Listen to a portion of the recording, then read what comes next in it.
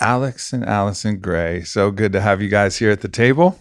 Aubrey Thank you for Marcus, having thank you. Thank you for having us here today. Absolutely. We had an interesting start to our journey in a way with the licensing of one of your iconic pieces to put on our steel mace, the Quad God. And that was one of the ways that we first got in touch. Obviously, we have a mutual friend in Joe, and I've been a fan of your art. But now we kind of come full circle, and here you are at the Onnit headquarters where the Quad God lives. This is his home, and it's great to have you guys here. where the Quad God was born. Where the Quad God, well, I think it was born It was somewhere born with deep Alex, in the too. mind, and then maybe even born somewhere else deep in the cosmos. Oh, And absolutely. then channeled through the mind of Alex here. Thank you for taking that on and making that a benefit to Cosm as well. Yeah, for sure. Well, we've seen a lot of people who use the mace. We love having ours as well, and using it on occasion. Some people have commented that it's the best mace out there. So Yeah. it's a beautiful product, and we're grateful to have a little association there. Yeah, blending art and function Yeah. is always cool when you can create that intersection. Well, it also empowers the feelings that are part of the workout. Yeah. When you feel more powerful, you are more powerful. Truth. And so that's the same way I think with all art. It makes us, the best art, feel something. And if you look at something beautiful, you will start feeling beautiful. Mm. And that is a health-bringing function, I think. That's why the appreciation of beauty, although it's probably, the aesthetic experience, it's not like promoted all that much, but that's, I think, one of the things that makes life worth living, is seeing beautiful things. And because it helps us to feel more beautiful. Yeah, that makes a lot of sense. It reminds me actually of a teaching from Ram Dass in which he explains that the reason why we like loving other people is because it engenders the feeling of love within us. So it allows us to access the octave of love that is part of our expression, which we project onto another person. But then when we project it solely onto another person, then we start to get afraid and we start to get attached, because that's this thing that causes us to feel that love. And so we put all of these restrictions and rules, and we're worried that it's going to go away. But when really we understand that the greatest gift of this is it's allowing us to feel love, which is our truest state of nature. And similarly to what you're saying, art, seeing something beautiful actually allows us to access the beauty that's innately within all of us. Exactly. Same thing. Yeah. Sacred mirror of that quality. Yeah. It's interesting because I hadn't extended it to art. I understood that from Ram Dass about love, because that makes a lot of sense. But art, for sure, that's the reason. Whatever that emotion, whatever that thing that it inspires, particularly even beauty, allows us to feel that thing inside ourselves, which is an escape. Same with any story or any poem or anything like that. We like the stories of heroes because it allows us to feel our own heroism. Like the hero that is willing to sacrifice himself or herself for the greater good. I just watched the movie Aladdin, which is a classic story, right? And everybody knows the story, so no spoiler alerts here on Aladdin. If there's a spoiler alert on Aladdin, you're a little late to the party, But the final, when Aladdin has the final wish, he has the opportunity for absolute power with the final wish from the genie at the very end, and he uses that wish to set the genie free as an act of friendship and an act of kindness. Right? That act of heroism allows us to feel that part of ourselves that would give up all worldly power for something, a noble virtue like friendship. And then we get to feel that. And that's why we fall in love with these stories. Well, those are things that I think stir the sacred archetypes inside of us, those qualities of nobility and courage and selfless action and things like that. the religious epics are filled with stories like that, you know? And so the sacred art then is about coming into contact with sacred reality, which seems to be populated by heroic and angelic forces, you know? And so when we see them mirrored in the actions even of fabled heroes, we feel in contact with that thread, you know, of heroism, like you were saying. Yeah. You know? I think there's even on the shadowy side of the expression, I think we also like seeing stories of people playing out the shadow side of our psyche and the shadow side of our personality, because that's a part of us too.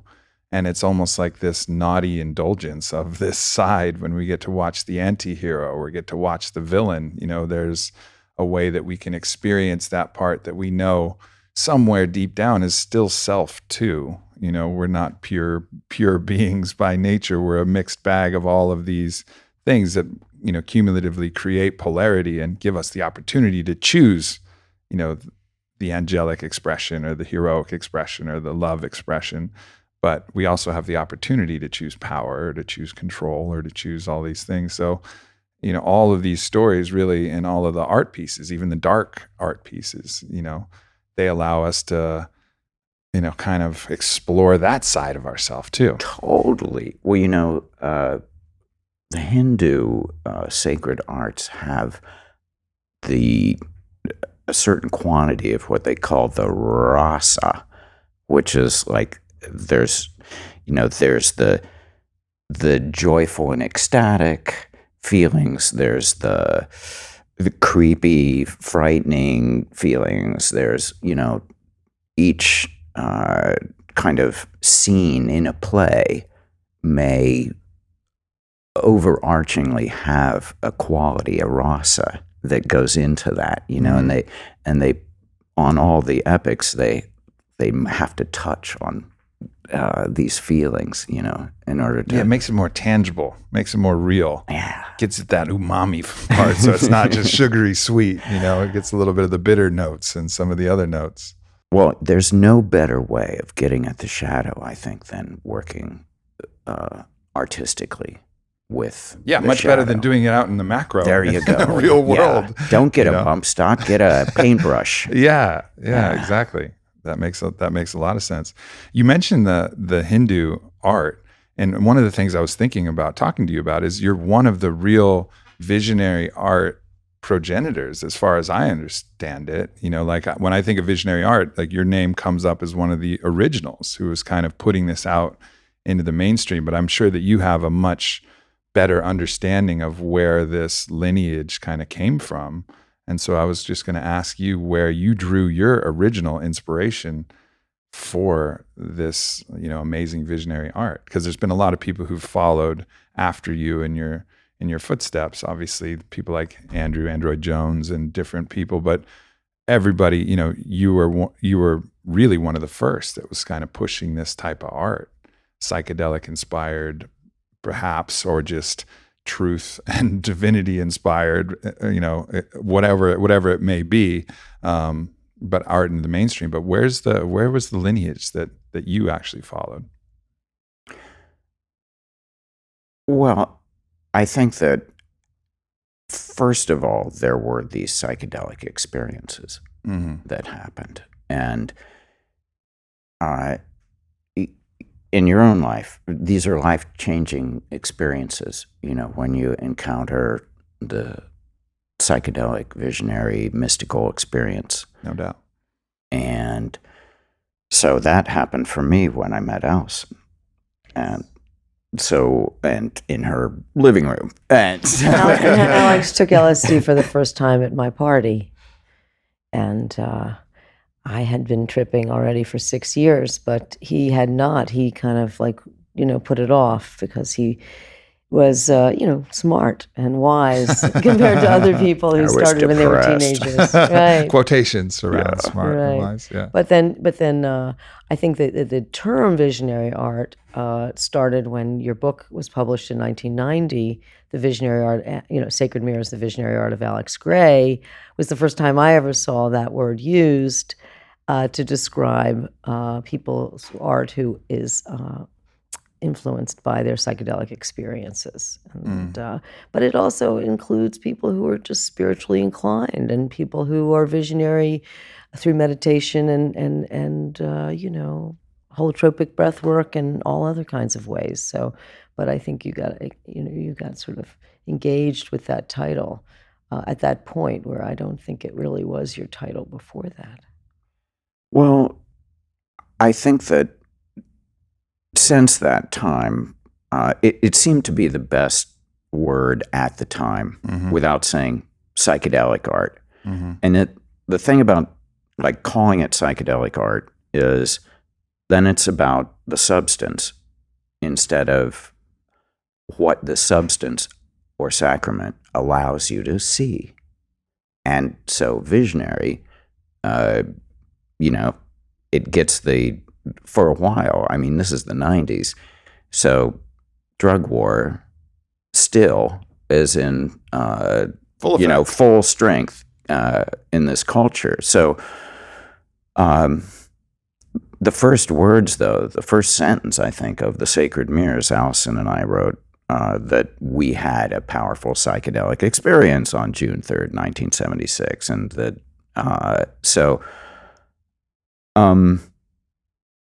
if you want to go back to the tradition that this is born out of, we can go back to 10,000 BC and look in the caves of Tassili in Algeria and the now Sahara Desert.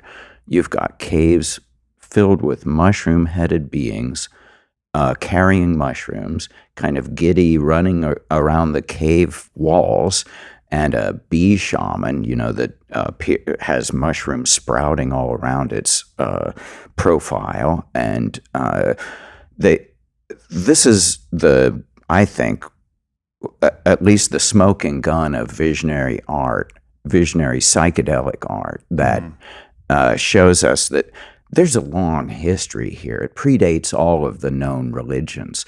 The psychedelics are the old-time religion. Yeah. And all the archaeologists say that. And they even have said that maybe the origins of art go to these psychedelic experiences. You're having so many visions. What do? It's natural that many people become artistic after their psychedelic experiences or in some way want to describe it. It was a pattern like this or something. And so imagine tripping as a, Neanderthals hanging out with the Cro-Mags and looking at the walls and saying, do you see I see plenty of, like a stampede or something, So the divine imagination is a quality that I think psychedelics have been seducing us, toward higher kinds of civilizations, for, millennia. And so if you want to look at other artists, we all know Hieronymus Bosch. This was a man of visions, Very dark visions. Dark and a few light ones. There were too, though. Yeah, there were. Bosch was one of the first people to paint the appearance of the near-death experience. He showed the tunnel that Raymond Moody describes in the people that have a near-death experience. And Bosch painted it, 500 years ago. So, and it had a soul going up to meet beings in the light. Yeah. And so what the visionary artists are doing today, such as making people glow, that's something that we know from sacred art, the Christian sacred art in our traditions. The halos. Exactly. The auras. bodies, you can see them in the Aboriginal art. and That's other right. art too. X-ray art, the shamanic art, that's all over the world. They have what are called the X-ray figures. Yeah, and all the therianthropes that you can see throughout Egypt and throughout all of these different cultures. And if it goes back to what you were formerly saying, let's say you see something in this visionary state, however that might have been induced through extreme fasting or through entheogenic substance or however it may have come, or just spontaneous, transmission, which sometimes happens as well. Happened to me. I've gone into visions just thinking I was going to lightly meditate for a while. And then all of a sudden I'm like, oh, whoa. Like, Download time. Here we go. Yeah, right. So, and if you can try, like the natural tendency as social creatures, we want to translate, we want to give somebody else a little piece of that experience. Well, we can't give them the vision that we had. We can also maybe help them with the substance or help them with the experience that brought us to that. But as anybody knows who's drank ayahuasca, like good luck trying to get somebody to get your ayahuasca trip, probably not going to happen. But we can create art based upon that, which might engender some of those same feelings if we execute it, with some integrity to the experience itself. And then they may just feel just enough of a taste of it. So we get to share it. You got the exact, I think, reasoning behind visionary art is that you're able to share a spark. If it was a mystical experience, that's a healing thing. It somehow heals a breach between you and the universe, and it's all okay, and spirit is real, very real. And so by touching that, and all the psychedelic science now shows us the proof that these are healing experiences, and it's only with the mystical experience that you're going to have the deepest healing from the PTSD and from depression and all the rest of these things. We need the mystical experience. And as individuals, in order to seal our contract, it's like, I think there's something that validates a person's life by having those deep experiences. They somehow get along with whatever their mission is. They take I'll take whatever crap I got because I know this is a great deal life, and I'm going to give it everything I have, and I've got something special. People recover their gifts, I think, after they finish, after they forgive everything. Yeah, because so much of our experience is a denial of our own divinity, a denial of our own soul, really, whatever word you want to call it. All these words are so charged now because I think religion has, capital R religion, has used them to mean so many different things and have so many mechanisms of control layered upon them. But nonetheless, that is an essence that we can come in contact with the primary entheogenic or psychedelic experience or whatever mystical experience you might be having. And then art as a way to give people a glimpse into the window of that so that it'll be familiar. And it'll be familiar because it's home. It's like showing someone a picture of home, even if they've never seen home. Some part of their body goes, home, even if they've never seen it. And then when you've seen home, then you look at it and go, home. It's like a familiarity of both knowing in the cognitive sense and, gnosis, knowing in the somatic sense of like, oh yeah, that feels right. That feels really true. It's the soul's home. And remarkably, it seems to resemble the soul is a territory, apparently, that other people can experience same kinds of regions of the soul, these inner spaces. I mean, that's the other mystery of visionary art, is that with Allyson, with me, with all of the dozens of amazing visionary artists that are out there now, the one thing they hear repeatedly is, oh, this reminds me of the time I, had a sacramental journey, and it looked something like this. Mm. So that functions as a way to validate the experience that that person had. Now, if they didn't know that other people were having these kinds of visions, now they know. They're not crazy. Other people are having them too. So in that way, it incorporates people within a community of people who've seen, people who've had that experience and things. And so that's another reason that visionary art, which is a worldwide phenomena, really, and I think it's a direct result of having these experiences. Sure. People around the world are having the experiences. It's not about them seeing my work. It's about having the experiences and then making work out of that. And I think that it's a genuine desire for a lot of people to try and make that world more available. That's like bringing heaven to earth. Yeah. I want to read this piece from the book that you just handed me that just kind of popped out to me. It's called Theosis, and I think it describes a lot of what we're talking about. Art can transform the way we see ourselves and the world. Sacred art has always depended on this possibility. Theosis means coming closer to God by contemplation of icons. New ways of seeing lead to new ways of being. When your being is transformed, the world occurring to you transforms. A great work of art once seen is unforgettable. We encounter an art object and contemplate it. It remains as a trace in our memory. Our encounter may have lasted a minute or an hour, but the artwork is now alive in our minds, doing its subtle business, and can rewire our brains, suggesting a new reality. Contemplation of a Buddha or Christ implants the possibility of our own enlightenment. Icons of a united world, a sacred planet, are essential now to implant the possibility of saving our collective lives, reverencing our Mother Nature goddess self, the one world spirit of all plants and creatures.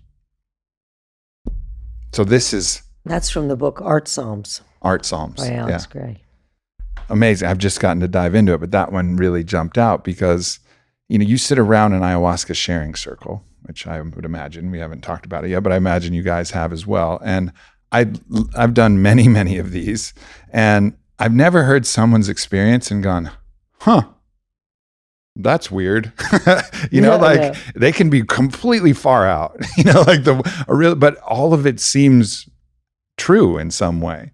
You know what I mean? And it reminds us of these really fundamental truths that we're all same. This may have come to you in a crocodile-headed, being who's telling you these things, and that's interesting. I've never seen one of those, but what they're saying to you is pointing towards something that we all know.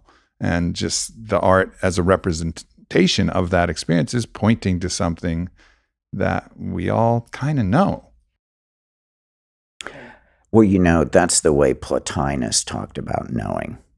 It's like, and he said that level of knowing troubles the viewer. That they're troubled because it's that much of their inner world has been touched, And when art can get there, that's when we love it, really. Yeah. It gets to the heart of things. Yeah, no doubt. I think there's sometimes people have a bias towards, the type of art that's expressed. I had a discussion with someone who hadn't watched the show Game of Thrones and was basically talking about unconscious programming. And I was like, well, I get what you're saying. There's a lot of potentially gratuitous violence and other things in the show. I'm a fan of the show. But I was like, what that show is really doing is it's putting a spotlight on our shadow. And it's showing that the lust for power, the desire to hold the Iron Throne, leads only to chaos and destruction. And that ultimately fails every single person who tries it. So this isn't just unconscious program. This is highlighting a shadow expression of ourself, which will choose power over and over again to our own failure and demise. And we can all see that and go well, that didn't really work out for any of these characters. Maybe it won't work out for me either if I try to sit on my own iron throne and rule the seven kingdoms and have a name that lasts for 5 minutes as we kind of roll into a new place, right? So there's more to this than just showing the light. It's about showing the human experience and allowing us to react to that in a certain way. Now, some people might watch the show and be like, well, I would have done that better, and then I would have been sitting on that iron throne. I could have done it. I could have been the one, If I was Aladdin, I wouldn't have given that genie up. I would have wished for this. And that's okay. Like, that's where they're at that point, and they need to continue their process of growth and learning to see beyond that to the truth that the art is actually trying to express. But I think all of these things, not all of things, I think there is some stuff that's just purely there to distract. Like, let's consume the mind from actually exploring the deeper principles. But a lot of these things have more subtle value than I think people give credit to, who just want to show one aspect of expression. Oh, I think you're right. I think it made me think of our intention for COSM, because we created COSM, Chapel of Sacred Mirrors, together since, we created the Sacred Mirrors in many ways together too in our art journey. And it's a process of giving it away. The whole thing is create something and give it away. So, you got to give away your power all the time. You have to, it's the 8th habit of highly effective people, to empower the leadership of others. And so that's what we have been doing since we started COSM, was basically finding people who are really good at a lot of different things that we need and empowering them, like to do that, to do the thing that they do the best, and then to continue doing what we can do, which is making art and inspiring people to support us, in building a temple, building a sacred space is possible in our time, and we're just leading that, that kind of front. But you have to give it away to other people. You have to let other people do their best thing and shine and be leaders. Yeah. I think that was the original purpose of the great churches and mosques. You look at some of the ceilings on these mosques from the 13th, 14th century, and it's pure fractal expression. It's the chrysanthemum that comes when you hit that NNDMT real well, and you're looking up at the sky and it just descends upon you. And this is in a 14th century, Arabic mosque, and so it's trying to communicate something of that, but then obviously the rules get layered on top of it. So it's this weird, confusing mechanism. And same with these giant stained glass pieces in these domed cathedrals and churches that you can see in Italy or these places like that. They inspire something that's, wow. The ceiling of St. Mark's Cathedral in Venice took 500 years to complete. They invented, a gold leaf mosaic in like the year 1000 in order to do the ceiling. So they put the gold leaf between the glass and melted it together. And it had to be about 8 generations of people. So who did the ceiling of St. Mark's Cathedral? It isn't attributed to a single person. It is 8 generations of mosaic artists and glass artists that did it. So, really great sacred spaces, like ours is just a nascent sacred space that's inspired by 2 artists. But, really great sacred spaces, take on many, many, many, many hundreds of artists. And we are taking on artists all the time to help us create something beautiful and attractive for a spiritual setting. Well, there's by now been over 5,000 people from the Kickstarter projects, which were both successful, and hundreds of people over the years have just been donating to help us build Entheon. And it's a collective art project, basically. It's something that everybody can work on together. I can't do it alone. Allyson can't do it alone. And we had no idea that there would be a community who would want to support this activity. But I think that it resembles other efforts by other, I think, groups of artists to try and make sacred space. And I think that one of the insights that we were having was that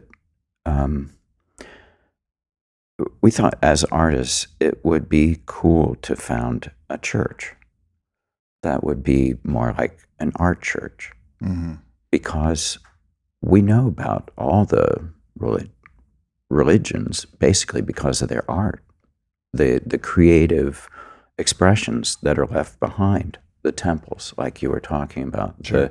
the holy scriptures. All of these things are creative expression. So even if all the religions, or many of them, disagree, they all use creative expression to get the word out. And so what if art were your religion? Then you'd be connected with all the world religions, and each one of them would be a cultural lens on the divine, and you could appreciate them all. And so the other thing I think people have a problem with about religion is so dogmatic. Yeah. Now, artists can't stand dogma. They just, one has to change things or it's not creative. So the idea of an evolving spirituality, I think, is something that we can try to imagine today. Our friend Bob Jesse, when we told him, "Oh, Bob, we're spiritual, but we're not religious," he said, "Yeah, Alex, a lot of people say that, and it's kind of too bad, because then we're given the word religion, a very important word in the history of humanity. We're giving that to the fundamentalists. Is that what we want to do? Or do we want to try to reimagine religion?" Yeah, It'd be like discarding the word God, because God has been used to fight wars and torture people and throw people in jail and burn witches. Like, well, no, that word's still good. We just got to clean it up a little bit. We got to get out the scrub brushes and wash this thing off and still use it. It's because they're transgressive people. Yeah. There are people without altruism and all kinds of bigotry and all kinds of things. There's terribleness in the world, but that can't be blamed on God, and it can't be blamed on religion either. Religion has done a lot of good too. I mean, a lot of bad in the name of, but a lot of good in the name of. I mean, you think of all the orphanages and all the hospitals and all the, the people that help, all the universities, all the people who have been educated. There's a lot of good that's come out of that. And I think that's a really important distinction, actually, is instead of looking at religion as the cause of the things that people have done to people, look at people as the cause, and just religion as the name that it was used in. And I think that's a really important distinction, because otherwise, if you lump the two together and think that like religion was a priori, like religion came first and then people decided to be bad because of the religion, actually it was probably backwards. That bad people were just like, well, what's the best tool to use to oppress? Religion will work. Power. This is a way to power. Religion has power. Right. Catholic Church has power. Christian churches have power. And the people that are being cited now doing such terrible evil, you can't, blame the religion for what people did, because there are at least and probably more people who have done amazing good. And, you hear about them all the time, people who actually had great benefit from going to church and still enjoy it. So people love coming to our church, which is what we have. And well, because there's no actual one religion anyways. Like, look at Christianity, Catholicism, Islam, everything. You can pick your path through that and find the most virtuous truths being told. As one of my teachers, Paul Selig, in the guides that speak through him, he says, religion is diamonds of truth poured in a mortar of distortion. But if you track your mind to just follow the diamonds and discard the mortar of distortion that's been used, people manipulating these words for power, well, you can find these diamonds of truth in every single religion across the board. And if you pick that path, you will find the virtuous path through that. So there's no religion that I know of, that excludes these diamonds of truth. And it's your choice. How do you want to engage with it? Do you want to be the hellfire and brimstone Christian, or do you want to be the God is everywhere and is love Christian? You know? I loved Brother David Stendelrast, who said that religion is like good water going through rusty, corroded pipes. Yeah. So, yeah, filter out the rust. Pipes are rusty. Yeah, filter out the water's good. Filter it, and it's great. And it's one of the ways to know the divine and to know the self and to know all people. Get back to the fundamental truths expressed through all these different lenses. But you guys creating just the art without the dogma and without the distortion, it's just the diamonds that are left for everybody to interpret on their own, to a certain degree, but it removes all of this other stuff that comes with it. So it's almost like a religion in its purest expression. Well, I think that there is that, like you were saying, that's the diamonds at the core, and it's the mystical experience. That is the primary religious experience, is the mystical experience. God contact. That's it. It's not about the organization and how to control people and all the rest of the stuff that comes later. That's the secondary religious experience. Right. The primary religious experience is the diamond. That's you and God and self united. That's the purpose of everything built from religion is because of that happening. Every religion starts with a mystical experience. Yeah. And so in that way, too, you can look back at both the foundation of religion as the mystical experience, and that as a foundation for a religion that everybody could access it or given a sanctuary where that is possible for them to have. That's what Hoffman was recommending for the new Eleusis, and I think MAPS and a variety of people in festival culture worldwide, they're working on creating a safe space for people to get back in touch with God. Yeah. And it's outside of the normal balance of religion. Well, and also, all right, if you have the religion founded on mystical experiences 2,000 years ago, and then nobody's gotten back to those mystical experiences, things are going to go telephone game for over several hundred generations and get a little squirrely. Like, you got to get back to the God contact state at some point and just check some shit. Like, hey, we still doing good here? Does this still make sense here? Or did this somewhere get lost in the wash? And I think that's what a lot of us are starting to do, is like get back to that primary contact and then find the way that we can see that in religion. And I think religion as a whole would be doing itself a great service to get back in contact, but that would be the heroic move, because they would have to sacrifice their own status of power at that point if they were going to give that up and be like, oh, whoops, like we got a little off track here, and now my congregation may leave me and go to somebody else, but I had a direct mystical experience and it let me know that we got to kind of change course a little bit. But that is the courageous move that hopefully this psychedelic revolution and renaissance that we're in will provide the opportunity for, where people will be like, all right, well, I'm going to give this a go. And they'll have that mystical experience again and just take another fresh look at kind of what has happened, I feel, since the LSD, started to be, used quite a bit in the 60s, is that people did have mystical experiences, just like, the experiments they're doing in Johns Hopkins, where they say that 65% of people who do the psilocybin in a safe and in the proper setting with the intention to see the white light, as Ram Dass said, will actually have a mystical experience. So then you have all these people, 65%, who've had the mystical experience.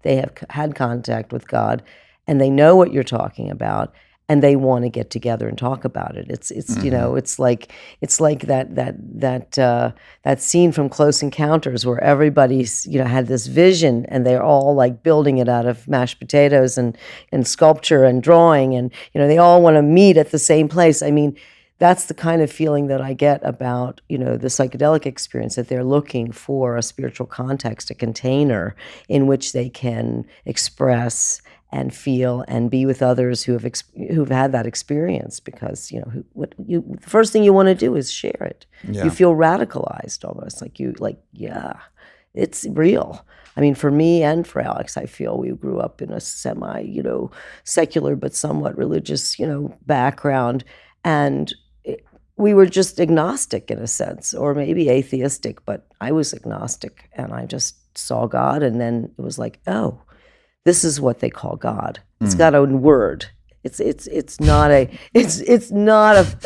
for me, it was not a gender. It didn't have a face, because I grew up in the Jewish tradition where God doesn't have a gender or a face, in my opinion. That just wouldn't work for me. So it was more of a force, and it was a force that we all share. So, all plants and animals and beings all share this force. So that is the unifying energy of the universe that we call God. That's why they don't let you use the word God in the non-iconic religions, because it isn't a face or a gender. It's this energy that we all share. Yeah. It's beyond that. Yeah. Well, part of the exciting thing we're learning, because we had Tony Bossis over, really. Great. You know him? You know Tony? Yeah, from the NYU psilocybin studies. And so both Johns Hopkins and NYU have been doing studies with clergy. Yep. And clergy of mixed religion, too. Which I think will be very exciting to hear the results of. And I think that people who have had psychedelic experiences in their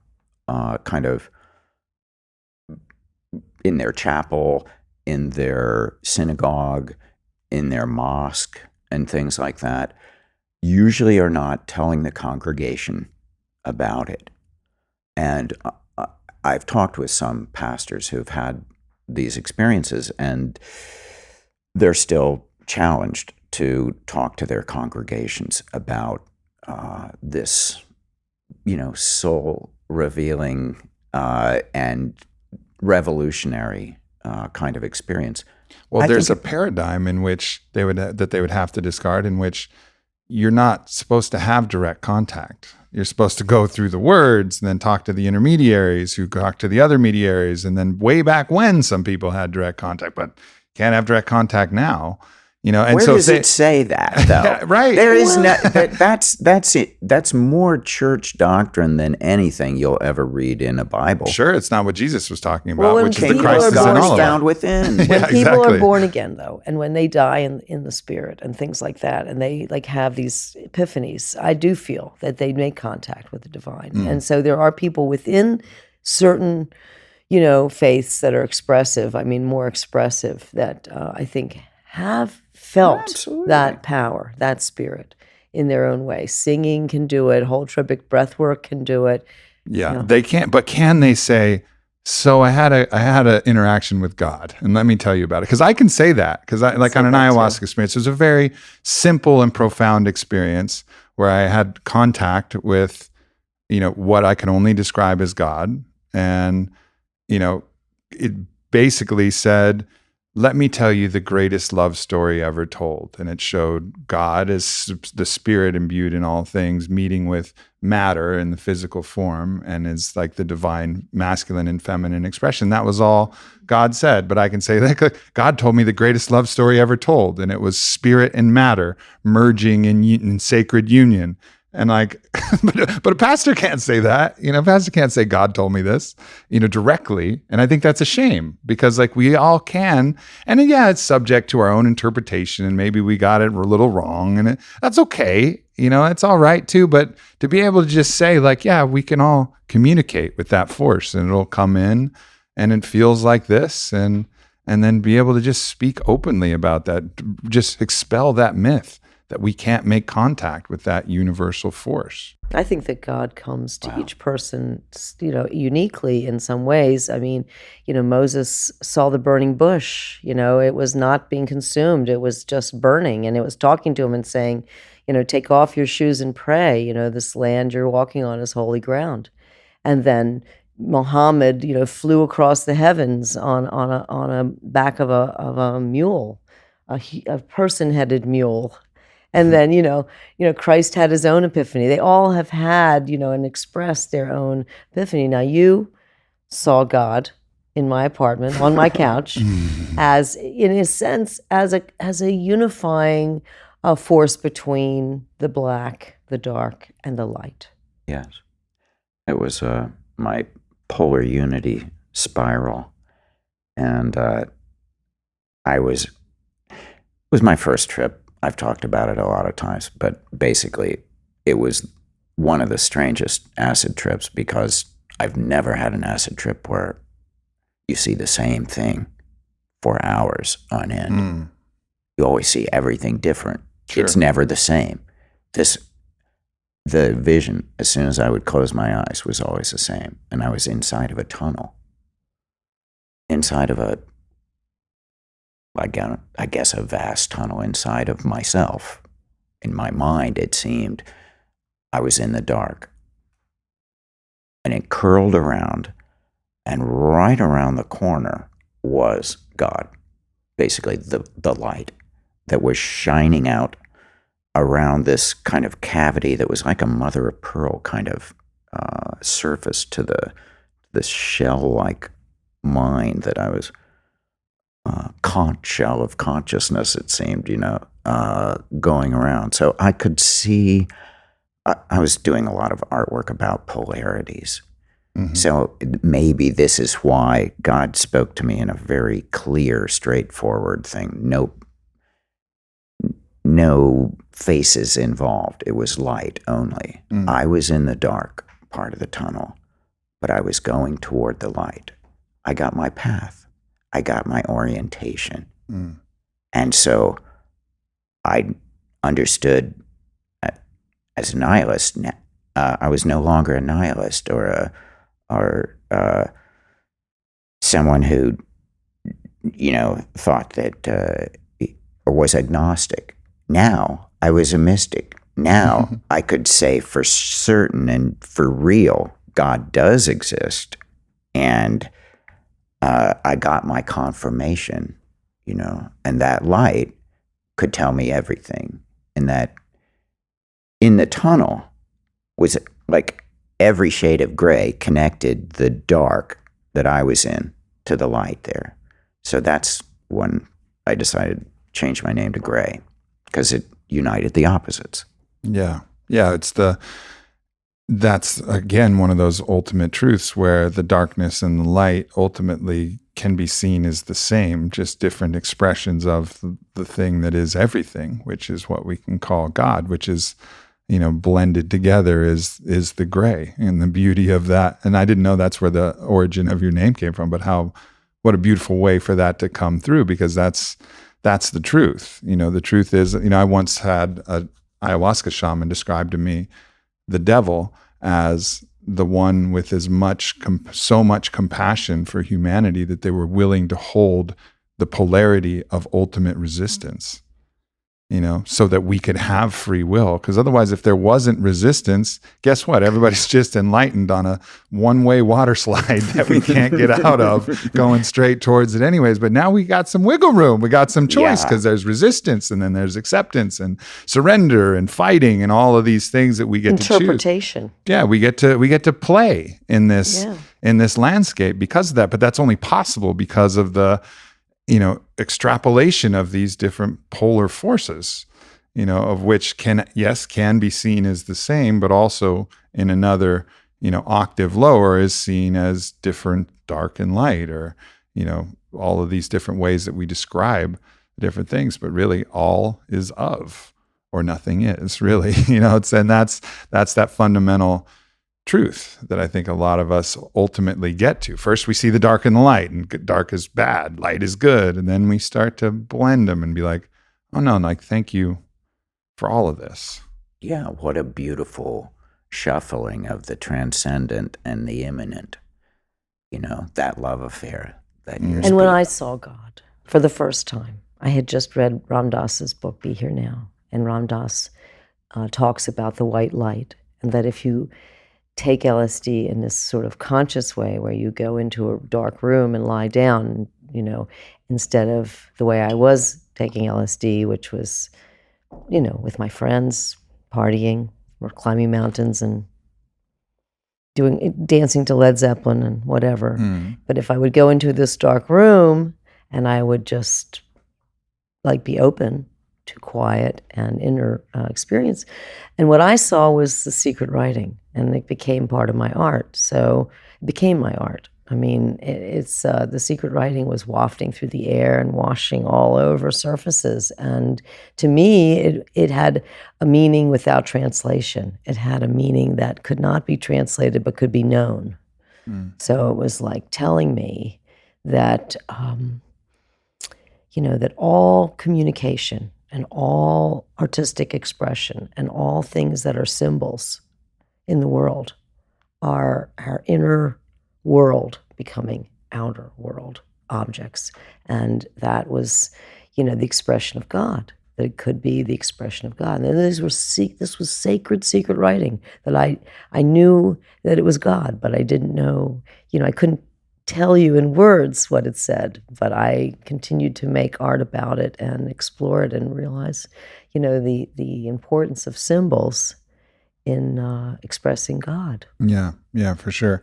So one of these things that really comes through is this idea of the sacred geometry, of like the fractal nature. It seems like the constructs in a vision. I had the understanding that it's the intention of God is to manifest, and then the sacred geometry figures the way.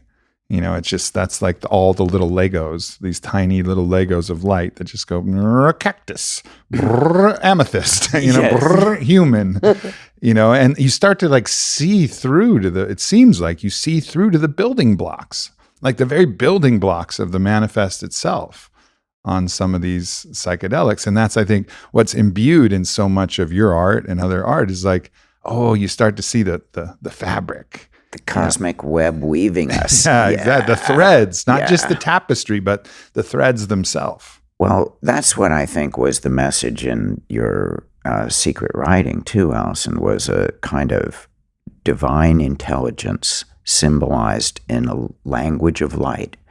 And that in itself is knowledge that God exists. There is divine intelligence wafting through the air that I can see now, that I didn't see before. And in that way, we see that weaving together through these webs of light, that I think are the face of God.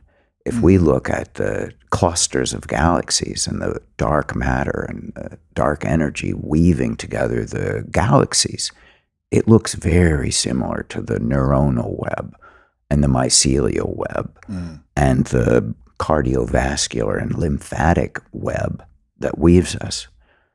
The web is the face of God. That's, the net of interconnectedness, Yeah, as above, so below, as within, so without. You start to see these things on the micro as you see these things on the macro. And I think it's really interesting too, as we get really, really micro into the quantum physics and quantum mechanics, then we start to look a little bit more at the nature of God, in which the observer itself, our own presence as divine beings, actually can influence whether something expresses as a particle or a wave, and it's like, is this energy or is this matter? I don't know. It depends on what you're looking for. And then you're like, what? How does that make sense? Where does this all go? And as we start to learn, I think, for a while, science had to discard some of the distortion of religion by getting back to all right, come on, guys, let's get real here and let's talk about it. But as we go deeper into the science, then the same thing is going to be ultimately posited, okay, let's get real here, guys. God's got the place surrounded. Exactly. And I think that's the invitation of, we're on this journey of science's hero's journey.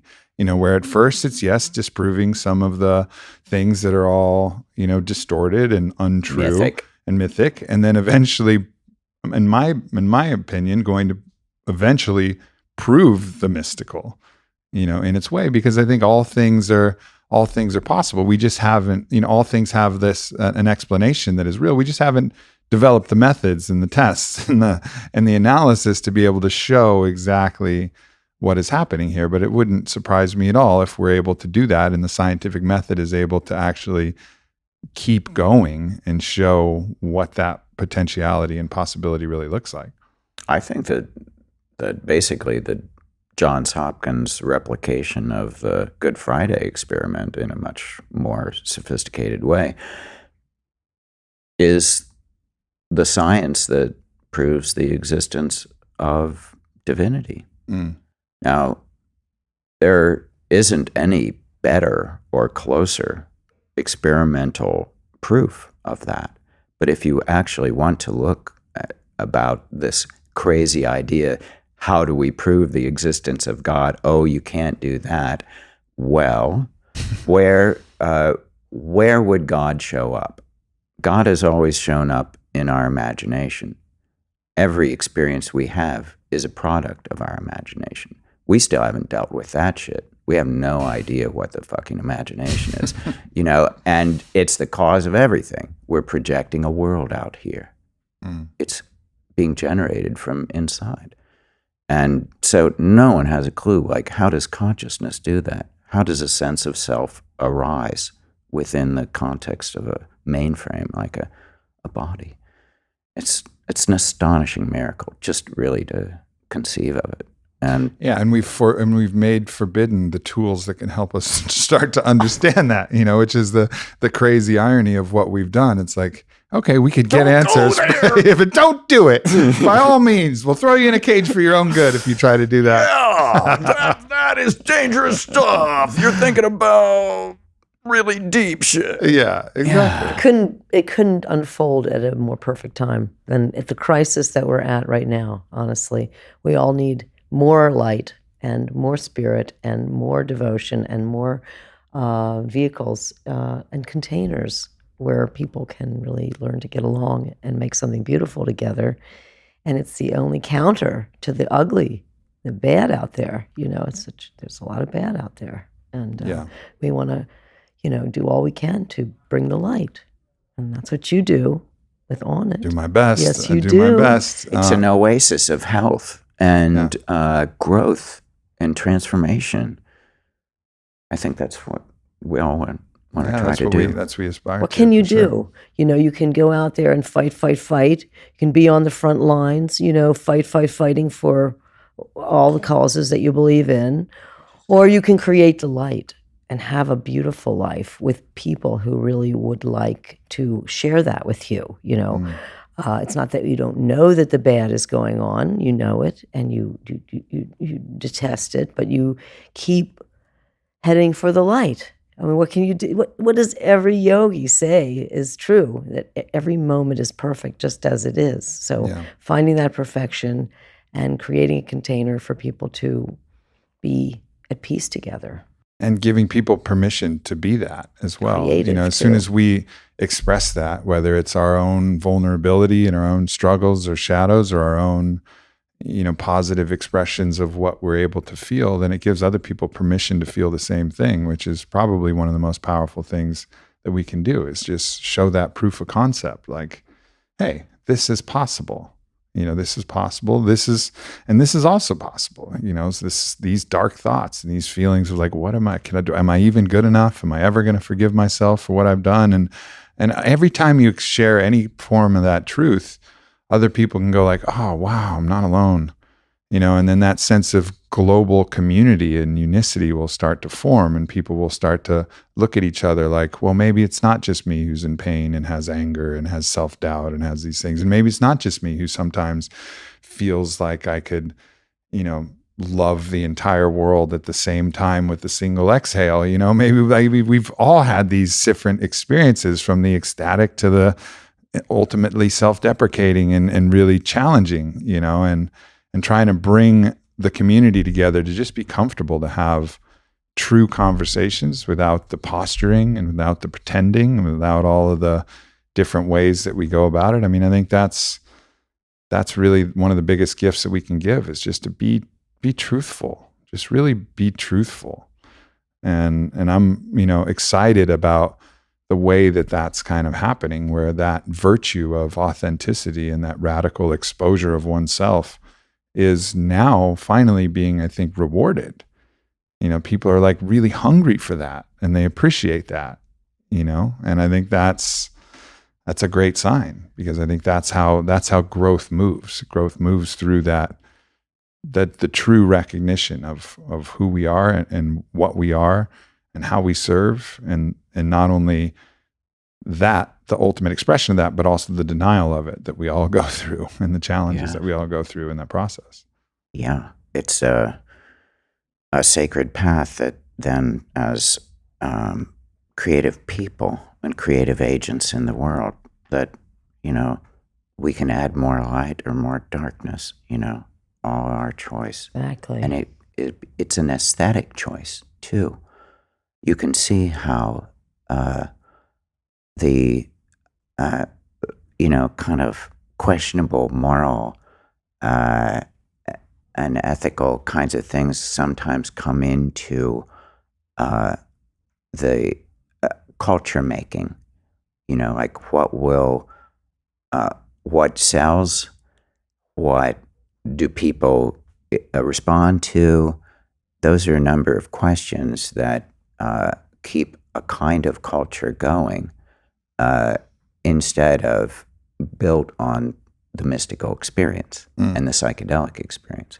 That gives you a ground of being connected with a world spirit, that you want to come from the ground of unity, because that's the primary lesson of a mystical experience, is the experience of unity with everyone, with everything, with it all. And so from that ground of interconnectedness, it's like the Buddhist Eightfold Path. You got to start with the right view, come out with the right intention, and then have the right words to go along with that, to then have the right action that comes from that, to then have the right livelihood. The right effort has to go into it, the right mindfulness, and then the right concentration, to get it done. So all of those elements can go into any creative expression that we put out in culture. But the most essential thing is, what is that right view? Where do we start? As a moral pivot away from the dark toward our higher possibility. And the right view is that there's no independent arising. So if that's the right view, like there is no independent arising, that means that we all are interdependent on each other, and all good and all evil affects us all. Yeah. There's a culture that I've come in contact of the lineage of. It's the culture is Chavin, and it's from ancient Peru. Yeah. And the culture of Chavin had during this period where Chavin was in control of the region in the area, they had something like 800 years where there was no evidence of any warfare, which is like really unheard of in the history of humankind. Warfare kind of affected so many cultures, right? And the one differentiating factor is they had developed the use of two entheogens, one for the inner circle, which was an entheogen called Vilca, which is 5-MeO-DMT, NN-DMT, and bufotenine in a snuff that comes from a seed pod. And then they also had Wachuma, which is the San Pedro cactus, mescaline-derived entheogen, which really is somewhat serotonergic, gives you that a slight MDMA-loving, connected kind of experience. And they would offer the sacrament of Wachuma to all the pilgrims who would come to Chavin. So everybody who came through the area, they would offer the Wachuma as the sacrament, and people would give gifts, shells from the seashore or different places. And and it managed to sustain a culture of peace and equanimity for as long as we can kind of record in history. And it seems like that idea of this new Chavin rising, where now it's going to be churches like your own, perhaps, as the laws shift, and then other different establishments and facilities like the MAPS facilities, somewhat blending the medical model with the spiritual visionary model, places where people can gather. And then what do the mega churches look like? Well, I guess Burning Man in some ways is something of the mega church, that's going on, but everybody's doing a different sacrament. So it's not really organized. It's kind of like popcorn sacraments, like this person's on this person's on this, but nonetheless, there's a communal spirit there. But what is the invitation for when it is actually really legal and people don't have to smuggle things in their boots and in the seats of the RV and, figure it all out? Think of that. Think of the potential of that when you have, 1,000 facilitators and 10,000 people doing Wachuma at the same time. I don't know what the ratio is, but 10-1 sounds pretty good. I don't know. I'm not in charge of this thing, but imagine that. Imagine that experience where everybody's on the same sacrament and there's, like this Tony Robbins style event, but it's not about jumping up and down to Pitbull. It's about doing a sacrament together. And what are the powers of that as it exponentially I want it in goes? Congress. Right? Yeah. Right? Tony. We need 3 facilitators for every congressman. Okay, no, you're right. We need to change the ratio. But yeah, Did you walk on fire with Tony? I didn't. I've never done any of Tony we stuff. did. We did a lot of Tony. You did? Oh yeah, and he actually has Alex's painting of firewalking. That's amazing. That he did after we did firewalking in the mid '80s. He 85. Alex did the painting, but he bought it last year. We finally reached the I don't know, the attention of Tony. And that's cool. Yeah, and he has the big life-size painting of firewalking. That's cool. By Alex Gray. Yeah. Yeah, I mean, it's just that opportunity isn't available, even if Tony wanted to do that, because secretly that's a part of his own practice and a part of the way. What's he going to do? You can't touch it. You can't touch any of that stuff. Not in this culture at this time. Yeah, but in the future, this idea of the churches and the mega churches of the future may be a radically different thing where people are having direct mystical contact with. Firewalking was considered a mystical, and I think still in many cultures it's still considered a spiritual experience. It's an event that over which you don't get. You know what I mean? You just, it's the eschaton of walking on fire. You never forget it, and it changes you. So I think that his idea to get people riled up enough so that they would be willing to do something like that. Me, as timid as I am, it's an act changes of faith. You. It totally does change. It's a leap of faith into, even if you're seeing people doing it, you individually still have to choose to go out there. It's an act of courage. Yeah. But he's created many different kinds of things, but that's very dramatic.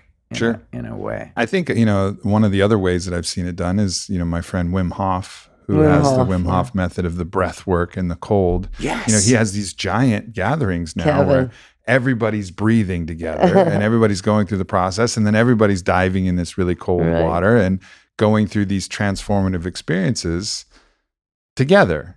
Just even taking that many breaths together is a thing. A lot of times when I give speeches, I'll have people take 6 deep breaths, which in some clinical research that I put in my book was enough to shift blood pressure and shift the brainwave patterns of the participants in the study. Just 6.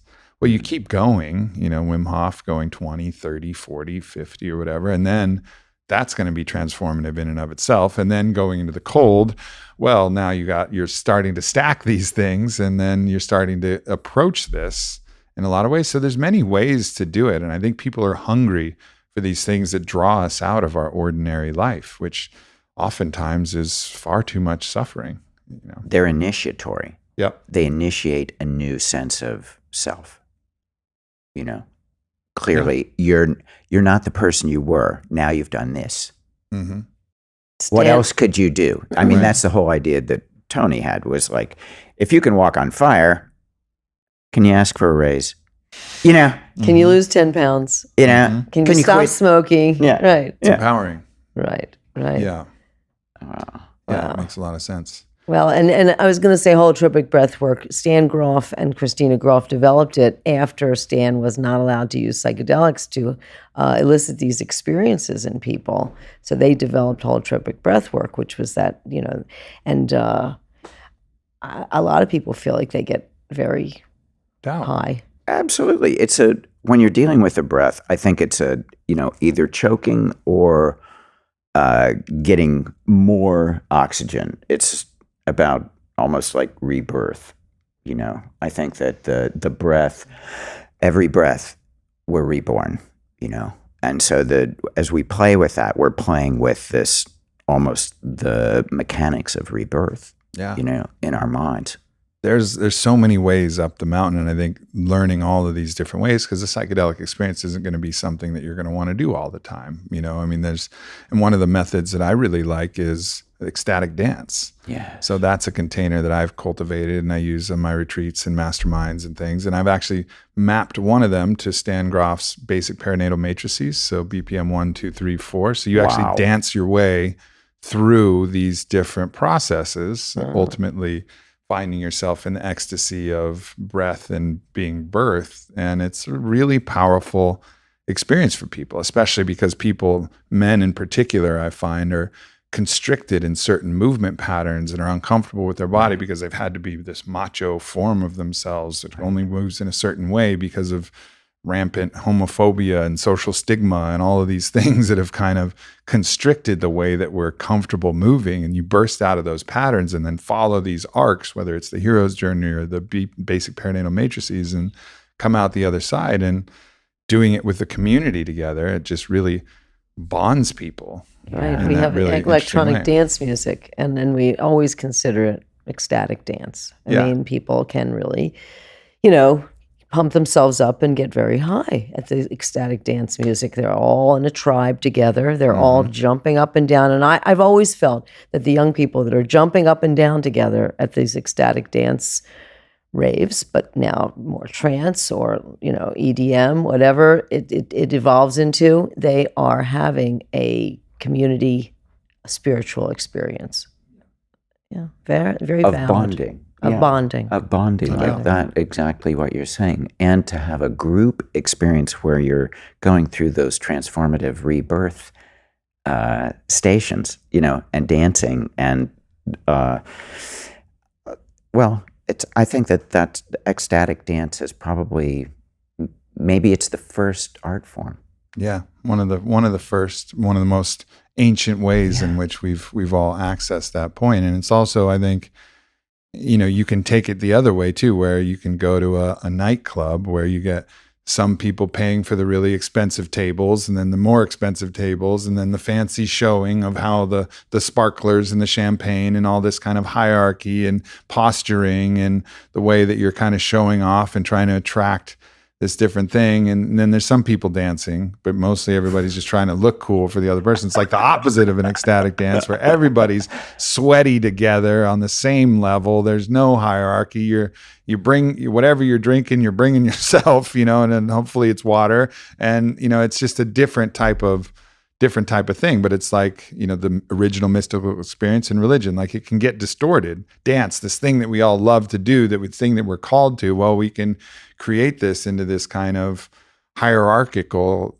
power-laden structure, which is fine. Nothing against that. I've gone to plenty of nightclubs and done the thing. It's okay. But it's not the same thing as everybody just taking off their shirt and taking off their shoes and getting sweaty together, dancing to the same music and giving each other a big hug afterwards, or lying down and meditating and crying and whatever kind of comes through. Those are the experiences that I think people are craving. I hate to say it, but when you take the alcohol out of the configuration, I feel like alcohol often depresses that, that bond, although people can get pretty lovey around it too. But it just seems like when we were in a club in Manhattan, we were in a club building. There were 6 clubs in our building. And the first floor was Spirit New York, and they are the ones that brought us there to bring the sacred mirrors and Alex's paintings to the fourth floor. So we had the 12,000 square feet on the fourth floor of this building, but all the floors were clubs, and there was violence in every club, shootings actually, except ours, where we were alcohol free. Hippies. And we were always welcome, and our people looked very different from everybody else, but the security people and the police out on the street and everything, it was 27th Street, it was, Chelsea, it was, very, very raging. And ours was always extremely peaceful. We never had any real problems at all, except, maybe we needed a little counseling for somebody who might have gone the wrong turn, you know what I'm saying? Sure. But really, it was absolutely peaceful, and everybody knew it. And in the other floors, there were shootings in every floor. It was just like they all closed eventually, and we were moved no out. alcohol. Yeah. We were what? No alcohol. No alcohol. Alcohol free. I think always. when, I really encourage people when you dance sober, dance is a medicine. And I think alcohol actually robs you of a piece of that medicine. I was out just recently at a salsa club, and I wasn't drinking it all that night. Usually I'll have a drink or two if I'm going out dancing, but I was sober that night, and the band left. I'm not a very good salsa dancer, so it's a lot of thinking when I'm doing salsa. I actually am thinking so hard, my mouth is open like I'm like a goldfish with head trauma. I'm just like, because I can't process the beat very well. But then, all right, so then the band goes off, and they just start playing like EDM infused reggaeton music, like Latin music. And I was like, I can dance to this. And I'm dancing sober, and I get that natural endorphin rush that was like so exhilarating that I used to remember from when I was younger, these times that I ecstatic danced. And I was like, this is so much better. So much better to just dance freely and freely express yourself through dance when you're not having these depressants in your system. Now, that said, I did actually get tired. Like I actually had to take a break, because I didn't have something propelling me forward. Right. But the experience of engaging with that form of movement without the alcohol was actually the best. Yeah. It really was. Pure joy, Yeah. And I think too many times people are like, try to stack too many things. Like, all right, I'm going to do this thing in the float tank and then this thing in the sweat lodge. I'm like, no, just do the sweat lodge, man. Like, just go to the float tank. Like, it's enough. And then maybe when you're really experienced, like, you can start to stack and play with it, but you don't need to go into your first float experience, super baked or super high on anything else at all. Just go float. It's an experience in and of itself. So is dance. So is the inipi. So is the, temazcal. So all these things are medicine forms, or breath work for sure. Like go into that sober. There's plenty of medicine there for you. You don't need to heighten this to the ultimate level. Like, accept the medicine that's available, and it's actually going to be the best. Well, it's paying attention. That kind of meditative or contemplative awareness, just being brought to anything you're doing. There, you're back. You're back in your witness. And that's the pivot point. That point of you're being able to choose the way that you'll author your life. What's the story of your life as an artist or an author that you're, the script you're writing in your head. We like to think of art as being like a metaphor for all the things that we do. We have a picture of a reality that we're creating. Always the artist in our mind is doing that. And so that artist, the inner artist, is really what gives us our joy and appreciation of life as well. Because can we appreciate the spectacle God has prepared for us? It can be seen in those terms too. And I think sometimes we're afraid to appreciate the spectacle that God has prepared for us, because we're afraid of, if we appreciate it too much and then we die and it gets taken away, then it'll hurt too much. I think sometimes we close our eyes to how good it might be because we're just so afraid of losing it. And I think recognizing that it's not going anywhere and that we probably get another run at this if we want anyway, so might as well enjoy it all, because what's the point? It's like giving up the thing that's the ultimate gift to prevent yourself from losing the gift. Well, why give it up in advance? At least enjoy it while it's here. Whatever, it's a love affair, if it's a love with life, it's a great meal, if it's a great, whatever it is, it's like, be there with it. Every moment is perfect just exactly the way it is. So figure out how, I mean, it's your job to figure out how this maybe seemingly imperfect moment is actually perfect. And in hindsight, I think a lot of us can do that. Yeah. If we look back at our life and we think of the trauma, your accident, our accident, things that we survived and are even better from. And we, it's our job to figure out, why that moment was the perfect moment for us and selected by God. I mean, I know that sounds crazy to some, but to me, it feels that. Finding the gift in the wound. Right. Yeah.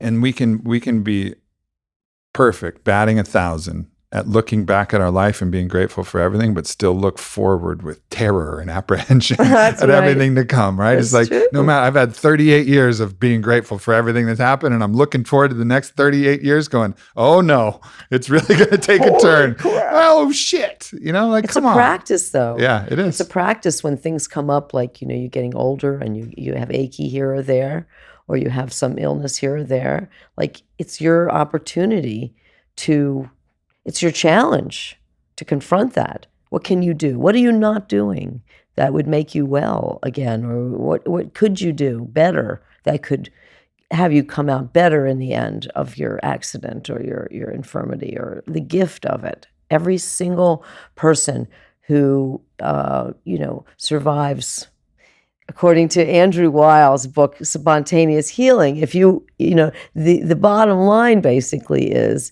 can you see it as a gift?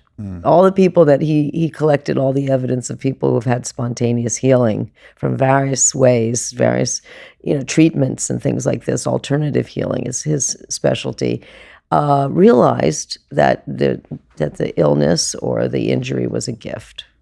And how is it a gift? And what did it give to you? And even if you die from it, you can die in more peace through understanding that. This is why people are doing MDMA for, the grief and the terror that they have confronting terminal illness. They take the psilocybin, they take the MDMA to kind of get their minds wrapped around the gift. Yeah, no doubt. Yeah. Well, you guys have brought a lot of gifts into the world, and I think Thank I speak on behalf of so many, just expressing just the utmost gratitude for the work that you guys have done and the integrity with which you've held the spaces that you've held. So, thank you so much. Thank you, Aubrey. Thank you so much for Thanks this for having opportunity us. to get a little closer. I hope you'll it's get a been great. chance to come to New York sometime. If I you're ever in will. the area, we'll make you feel like a king. We will treat you a king of Cosm for As the day. long as everybody else feels like a king too, then Exactly. All right. We I'm in. will. And we'll do it. And people can donate. How do they do that in the most efficient We're raising way? money for Entheon, Yeah. the sanctuary of visionary art. We're building a 12,000 square foot, 3-story temple of visionary art, and we're coming around the corner to completion on the interior, which means it will be open and the art will be on view. And then we're going to start raising money for the sculptural exterior. And we have some of the exterior sculptures, like the steeple head and the doors and the big 9-foot soul birds. And, we have some of the sculptures were funded. And but we want to finish the inside first so we can put the sacred mirrors and other paintings back on view and be the container for spiritual and uplifting experiences for a lot of people. Beautiful. And where do people go to find that? Cosm.org. Cosm stands for Chapel of Sacred Mirrors.org, O-R-G. And we're starting the Build Entheon. The Open Entheon campaign it just started on the solstice, which is kind of wrapping up all of the things that the town has challenged us to complete in order to be a better in service to the community. So, all the paving, all the ground lighting, all the site work, all the interior work, all the cases, all the finishing of the floors, everything has to be done. And we're getting very close, and we do need people to go to buildentheon.com and cosm.org. We are doing all we can to leave a sacred space for generations to come. And thousands of people have been part of it, and we thank the amazing visionary community, that has helped support making this new kind of sacred space. So it's been an awesome journey so far, and we think that within the next year we're going to be open. So it'll probably open sometime in Cosm 2020. is open, though. Yeah. We just celebrated our 206th consecutive in an unbroken chain of full moon ceremonies, which started in January of 2003. We've never missed one. And you can come any full moon ceremony, and we also have the celestial celebrations, the equinoxes, the solstice just happened. Beautiful. And the Deities and Demons Masquerade Ball, and we'll be there for all of those, and people can meet us. We're very happy to meet new people. Let's make more friends. That's our New Year's resolution every year. That's beautiful. That's beautiful. Well, thank you so much. Thank you so much, Aubrey, for giving us the opportunity. And thank you, everybody. Goodbye. Goodbye.